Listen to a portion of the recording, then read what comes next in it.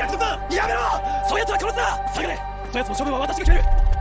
決めるくらい安い代償だ。殿下、僕の前でお怪我の手をって、この場は私にお任せください。お連れしろ。フローキ、戦王なき今、イングランド方面軍の総大将は誰と心得ておる？それはどうした？申してみよ。者ども、聞くがよい。燕王、スベン陛下はお隠れになった。ただいまより全軍の指揮及びイングランド統治はこのクヌートが代行する。 Snapping out of a daydream of a warm, lush field, Thors finds himself surrounded by corpses. It's the Battle of Jorungavagar 987-80, multiple longships battle on the raging sea. Thors and his comrade Thorkel brutally cut down countless enemy forces. Thors tells Thorkel he's going ahead to stop the enemy, slaughtering anyone who gets in his way. Suddenly, he gets distracted. An arrow hits his shoulder. He wrestles a soldier as they both fall into the sea. Grabbing the man's sword from its hilt, Thors makes quick work of him. Now, having second thoughts, Thors drops the sword.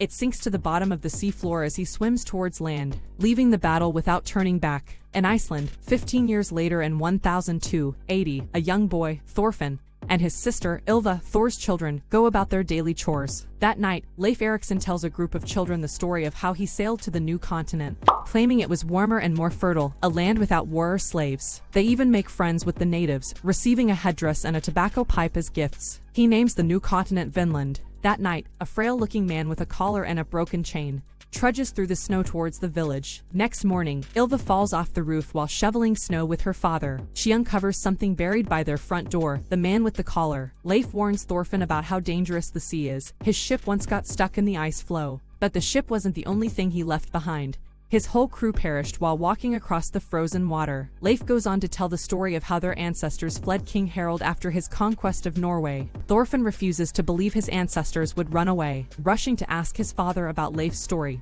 He finds Thors reviving the escaped slave. Suddenly, someone bursts through the door, explaining that Halfdan has shown up at their port, looking for an escaped slave. Barging into their home, Halfdan demands Thors return the slave. Thors then offers to buy him instead, for 4 times what he paid. Despite their best efforts, the slave dies. A warship sails towards the town. Thor's past is catching up to him, though he hasn't completely let go. His equipment still sits in a chest hidden in the family's home, a Viking settlement in Northumbria.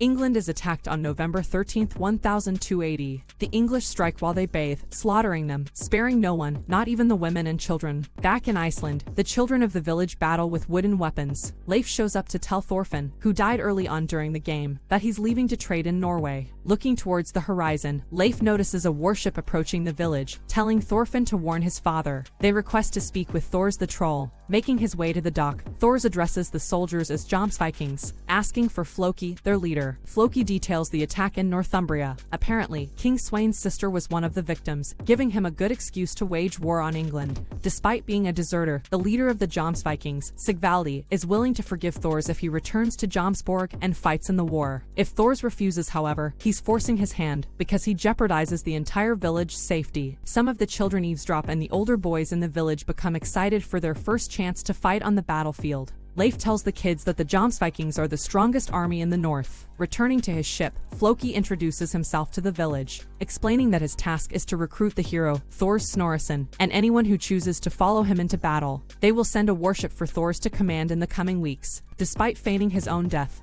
he wasn't able to escape after 15 years on the run. Thorfinn beats up the village kids, injuring them while they play war. Angry that he can't sail with the others, he discards his wooden sword to look for a real blade. Finding the chest with Thor's old gear in it, Thorfinn, mesmerized by his old dagger, doesn't notice his father until Thors grabs it by the blade. Thors explains that swords are for killing people. Asking his son who he was going to kill, Thorfinn replies that he was going to kill the enemy. Thors tells him he doesn't have any enemies, that no one has enemies. Thorfinn runs out of the house, calling his father a liar. Floki and his troop of Vikings visit the Faroe Islands to speak with Askeladd, the leader of a group of Vikings or pirates. Floki offers 5 pounds of gold. All Askeladd and his men have to do is kill Thors. Askeladd wonders why Floki doesn't kill him himself, asking for double what Floki offers. Floki tries to intimidate him, claiming Askeladd is in no position to negotiate. A spear flies into the tent, killing the Viking hiding behind the tapestry. Taken by surprise, Floki accepts his counteroffer. Thors decides to only take 5 of the young men from the village on their journey with him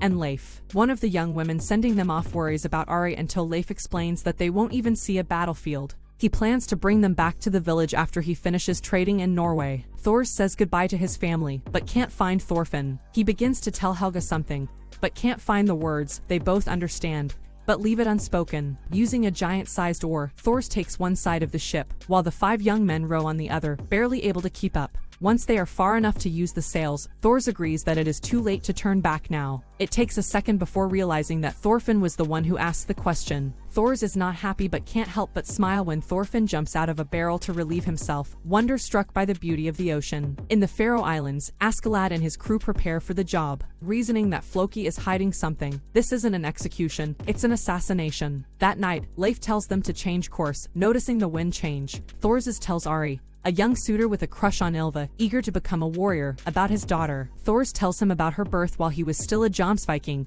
and how it made him fear battle. Now that he had something to live for, he decided to leave the battlefield forever. The crew makes it to the Faroe Islands to stop, rest, and resupply. As they sail through a narrow pass with cliffs on either side, both Leif and Thors get a bad feeling. They decide to turn back. Before they make it out, rubble and broken beams slides off from the side of the cliff, where Askeladd's men lie in wait. They're trapped, knowing they're no match for 2 ships full of men. Thor sighs and retrieves his sword from the chest. He hands Thorfinn his dagger, telling him to only use it to defend himself. With that, Thor leaps onto one of their ships and starts knocking out men left and right, without even drawing his sword. Thor continues to effortlessly beat members of Askeladd's crew with his bare hands. Even Bjorn, second in command, who's in a blind rage after consuming a berserker mushroom, doesn't stand a chance. The other ship attempts to board Thor's when Bjorn's unconscious body flies towards them, breaking one of the gangplanks, quickly followed by Thor's jumping back to his ship, drawing his sword, destroying the other gangplank. He threatens the entire crew. They either give up and leave, or they all die. To protect the kids, Thor's identifies the leader, Askeladd, challenging him to a duel. If he wins, they leave them alone. If Askeladd can beat him,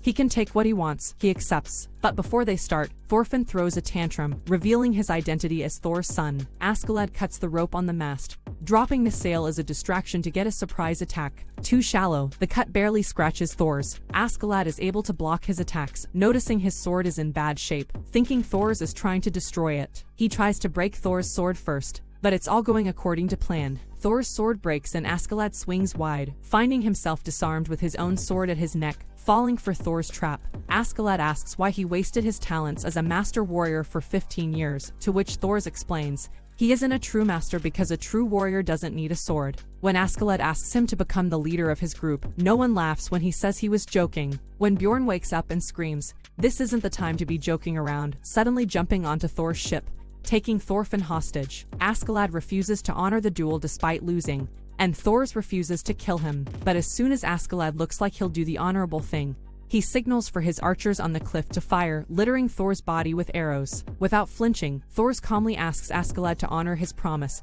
and tells Leif to bring his head to the leader of the Jomsvikings, then turns to Bjorn, demanding that he release his son. Askeladd is surprised to find that none of his crew died. They take one of their ships, but they notice Thorfinn stowed away on it, screaming and cursing them. He vows to kill Askeladd and avenge his father. The pirates become restless while sailing to the meeting place to receive payment for Thor's assassination. Assuming Thorfinn died from thirst or starvation, they don't bother to check on him. Upon leaving the boat, Thorfinn witnesses the pirates raid a village, leaving no one alive. He sneaks into Askeladd's room but is unable to kill the man in his sleep, saying he would never do something so cowardly. So, the next day, he challenges Askeladd to a duel instead. A kick to the stomach resulted in an almost instant loss. Starving and alone, Thorfinn attempts to survive in the wild, growing weaker by the day. Back in Iceland, Leif returns with Thor's chest with all his belongings intact. Well, almost. The sword remains in 2 pieces, the blade separated from the hilt. Leif swears he will find Thorfinn regardless of how many years it may take. Ylva refuses to show her grief, distracting herself from chores and work, until Ylva tells her it's enough. She needs to rest and can't hide from her feelings forever. Ylva breaks down in her mother's arms. Thorfinn continues surviving in the woods, practicing using a sword, obsessed with revenge. One night, while scraping marrow out of bones, a wolf appears. Thorfinn hears the advice Askeladd gave him echoing in his head: don't let the sword swing him around.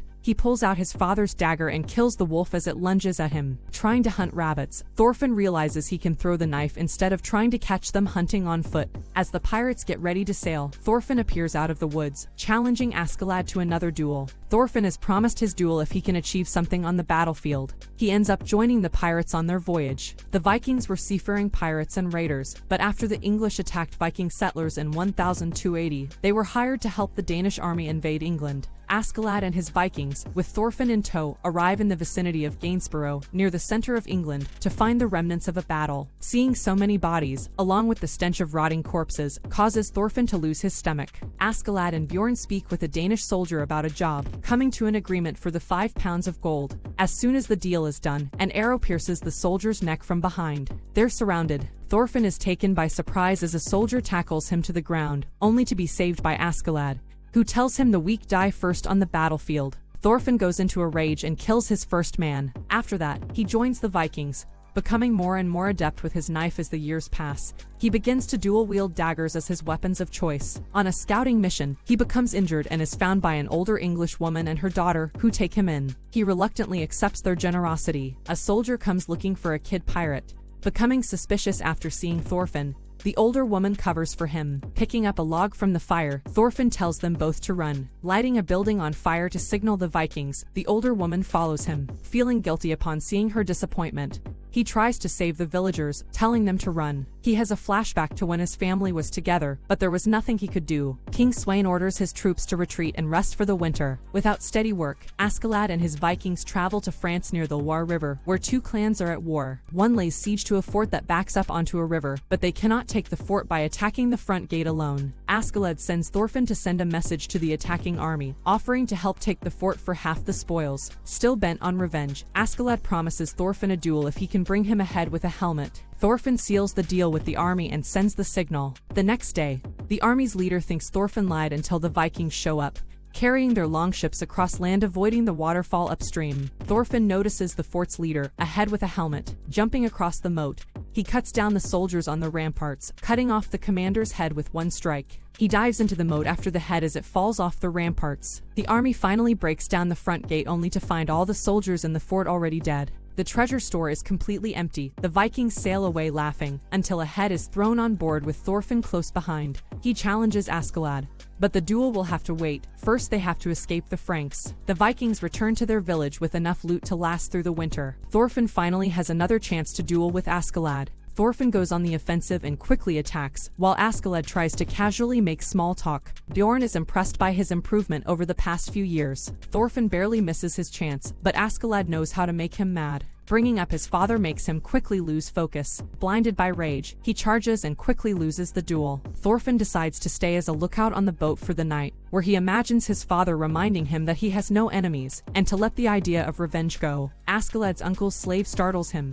He tells her of a place without slaves or war, where no one would be able to find her. King Sweyn is adamant about bringing his youngest son Canute to conquer England, despite his caretaker, Ragnar, protesting. There's only one problem: capturing London Bridge. Askeladd and his crew arrive to help take London. Bjorn asks him what his plan is, but he doesn't really have one. His only idea is to send in Thorfinn to kill Thorkel, a Dane who is fighting for the English. Floki and his Jomsvikings approach the bridge to try and offer Thorkel a better deal if he returns to their side to fight against the English. Thorkel doesn't care which side he's on as long as his opponents are tough. He knows the English are weak and losing the war, so fighting against them wouldn't be any fun. He throws a giant boulder at Floki's ship, laughing as they retreat. The Danes attempt to cut through the support beams until Thorkel begins throwing logs, taking out whole ships by himself. Then Thorfinn shows up, jumping off the mast of Askeladd's ship onto the bridge. Thorfinn dodges, cutting Thorkel's wrist. Assessing his weak points, Thorfinn goes low, kicking the back of his knee. Thorkel is wide open, but he uses his hand to stop Thorfinn's blade, and begins to throw Thorfinn around. Askeladd receives the signal to retreat. Thorfinn plays dead, until he gets his chance to strike, cutting off the tips of Thorkel's ring and pinky finger on his right hand, the same one he stabbed. Thorkel asks his name before Thorfinn jumps into the water to escape, surprised to find out he is the son of Thor's, obviously recognizing the name. King Sweyn decides to move on from London, leaving only 4,000 men under the control of his son Canute, who has no experience in battle. Thorfinn makes his way to the river bank, with a dislocated shoulder, a sprained ankle, and a few broken ribs. Seeing the Danes retreat, Thorkel's men believe they have won, to his dismay, angrily challenging them to come back and fight. Askeladd assumes Thorfinn is dead, but to his surprise, he limps out of the forest, finding the rest of the men. They continue on towards Wessex, in search of riches to last the winter. Thorkel hurls boulders at the prince's men in frustration since they refuse to attack. Upon finding out the Prince of Denmark was there, his face lit up, grinning ear to ear. Thorfinn has another dream about his family in a bright, warm field. His father tells him to forget about revenge again. The dream quickly turns into a nightmare. Thorfinn wakes up screaming, wondering where that warm place with rolling hills and open fields is. Unable to sleep, he walks up a hill to find some ruins. The men are getting restless, looting poor villages and being separated from the army. A fight breaks out amongst the men, leading to a duel to death. Askeladd sits amongst the ruins on top of the hill, unable to sleep like Thorfinn,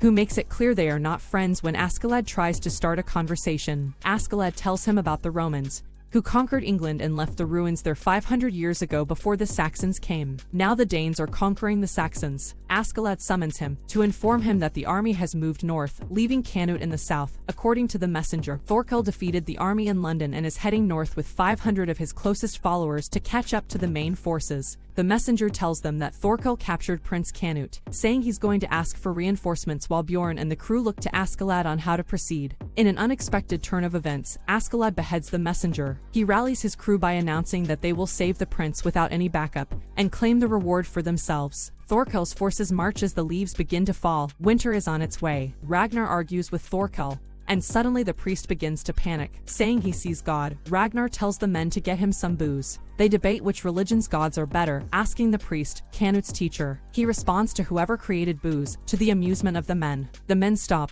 Thorkel throws a spear. It's a hit, straight through one of the soldiers lying in wait. The ambushers boast they have 2,000 men, so they should hand over the prince and give up. Thorkel agrees to let Ragnar, the priest, and Canute go but starts egging the king's forces on. Throwing insult after insult, the men become enraged and refuse to allow them to go unanswered. They charge. Not far from the skirmish, Askeladd and his men wait for them to start fighting. As soon as they hear the sounds of battle, they start emptying barrels of oil and set the forest on fire, creating a circle of flames to trap and confuse both sides. You guys have been doing absolutely great by showering love to this community, so let's keep it going. Will Thorkel and his men get captured, or will they overcome the odd and be victorious? Thank you guys for continuing this journey with me, but it doesn't end there. If you blow this video up with likes and comments, I will be uploading the next part of this journey tomorrow. Also, if you're a fellow man of culture, make sure to like and subscribe. Catch you in the next video. Peace.